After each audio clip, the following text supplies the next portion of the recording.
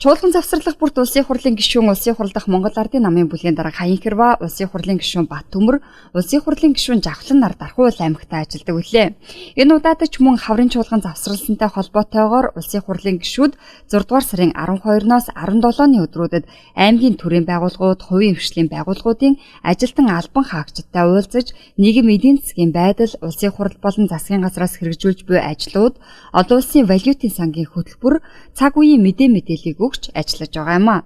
Энэ хүрээнд өнөөдөр тэд мэдээлэл холбооны салбар буюу мэдээлэл холбооны сүлжээ, цахилгаан холбоо, шуудан холбооны ажилтнуудтай уулзаж дээрх мэдээллийг өглөө.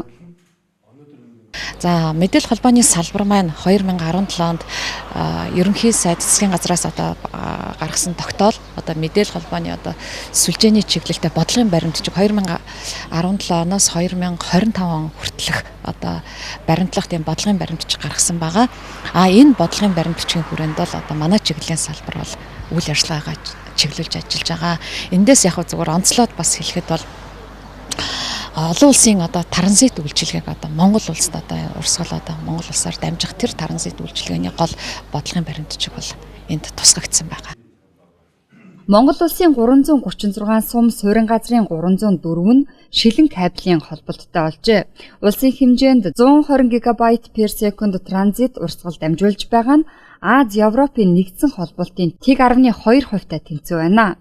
Түүнчлэн нэгдсэн үндэсний байгууллагын цахим засгийн хөгжлийн индексээр манай улс дэлхийн 192 орноос 84-р байрт жагсаж байжээ. Улсын хурлын гишүүд үргэлжлүүлэн аймгийн засаг даргын хамгийн газрын хилцүүдийн дарга ажилтан албан хаагчдтай уулзалтыг зохион байгуулсан юм. Засгийн газраас төрийн албан хаагчдыг зөв хандлагатай, ёс зүйтэй, цахилгаан хариуцлагатай, бүтээмжтэй болгох, ажлын арга барилын шин соёлыг бүх төвшөнд хэвшүүлэх, тэднийг ажиллах орчин нийгмийн баталгааг сайжруулах бодлогыг баримталж ажиллаж байна. Уулзалтын үеэр улсын хурлын гишүүн улсын хурал дахь Монгол Ардын намын бүлгийн дарга Хаян Хэрва манай улс яагаад олон улсын валютын сангийн хөтөлбөртэй хамтран ажиллах болсон талаар дараах мэдээллийг өгсөн юм а. Энэ шийдвэрийг гаргах зайлшгүй шаардлага байсан. Хэрвээ бид нар үнэхээр энэ шийдвэрийг гаргаж чадаагүй бол өнөөдөр бид бүхэн сэтгэл амар амгалан сууж ах тэр нөхцөл Монголд бүрдээгүйс. Яагаад би энийг хэлж яах вэ гэхээр бол өнөөдөр бид нар жилийн өмнө засгийн газрыг авч улсын хурлд ярьж байхад Монгол улсын эдийн засаг санхүү үндсэндээ авдар хоосон. Манай төрөвчний санхүүгийнхний хэлгээр бол данс улайсан юм л байсан. Монгол банкн дээр нь валютын цэвэр нөөцөд нэрлэгддэг валютын нөөц хасах 1.2 тэрбум долларт орчихсон байсан. 12 онд бид нар ажлаа хүлээлгэж өгөхөд би ч бас олсон болоогүй юм уу сангийн сайд нэртэй 8-9 сар явсан. Валютын цэвэр нөөц 3.7 тэрбум байсан ш. 580 сая долларыг дансанд нь бэлэн 1 цент зарлгуугаар 12 онд бид нар хүлээлгэж өгчээсэн. Тэгвэл өнөөдөр Монгол банкны гарч байгаа дүнг та нар үз. 3.1 их 80 төгрөгийн алдагт хүлээжээ гэж гарч байгаа. Монгол улсын жилийн цууд нийт цуглуулдаг жилийн цэцүү хэдүүлээ 6 гаруй их 80 төгрөг. Тэгвэл Монгол улсын алдагдлыг улсын төсвөөс бонд гаргаж төлөх ёстой гэдэг хуультай Монгол банкны хуультай. Хэрвээ бид нар энийг төлнө гэвэл төлрүүлсэн орлогынхоо 50%-ийг энэ Монгол банкны алдагдлд өгөөд үлдсэн 3% нь өнгөрсөн жилүүдэд авсан зээлийн хүүт хүрэхгүй мөнгө. Өнгөрсөн 4 жилүүдийн авсан зээлийн хүүт жилд бид нар бол үндсэндээ бараг 4 их 80 төгрөг төлж байгаа. Тэгвэл Монгол улс цуглуулдаг төсвөө 2 хүн зүйл өгөөд бол Монгол банкны алдагдлыг хаагаад дээр нь авсан зээлийнхээ хүүт төлөөд бусдаараа юу санхүүжүүлэх үү гэдгийг ойлгомжгүй үлдэж байгаа. Ингээд Монгол банк өндөрсөн байсан. Энийг бид нар ард түмэнд бас хэлж чадахгүй байсан. Хэлэх боломжгүй хэлий гэвэл үнэхээр одоо Монгол орны амьдрал эвгүй байдалд орохоор байсан. Гурав дахь нь хөгжлийн банк. Бид нар тэр хөгжлийн банкны дампуурлыг ард иргэдэд хэлж чадаагүй. Хэлэх юм бол Монголын эдийн засаг ерөөсө буцаад тэр ангал руугаа унахад бэлэн. Гадна дотныхон биднээс сугтаагаад явахд бэлэн байсан.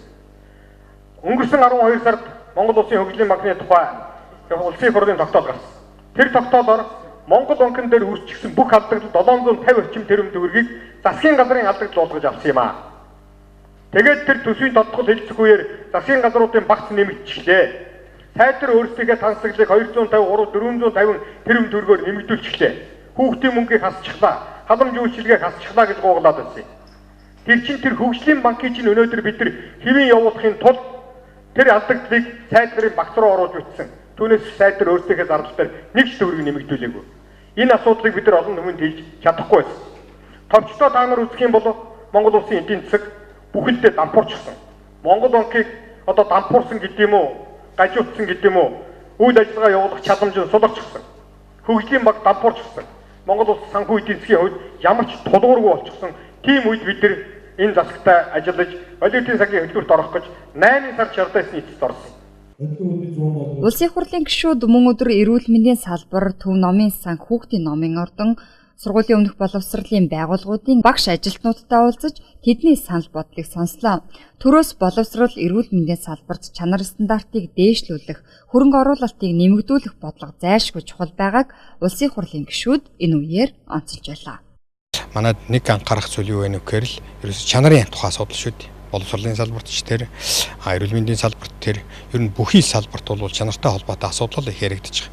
Тийм учраас иргэдийн хамгийн гол бухимдал төрүүлээд байгаа юм юу вэ гэхээр эрүүл мэндийн эмчилгээний чанар стандарт, эм хангамжийн чанар стандарт, техник тоног хөрөмжийн чанар стандарт, эмч эмчлэх боловсон хүчний чадвах, энэ ч бас л ялгаа авахгүй чанарын л асуудал.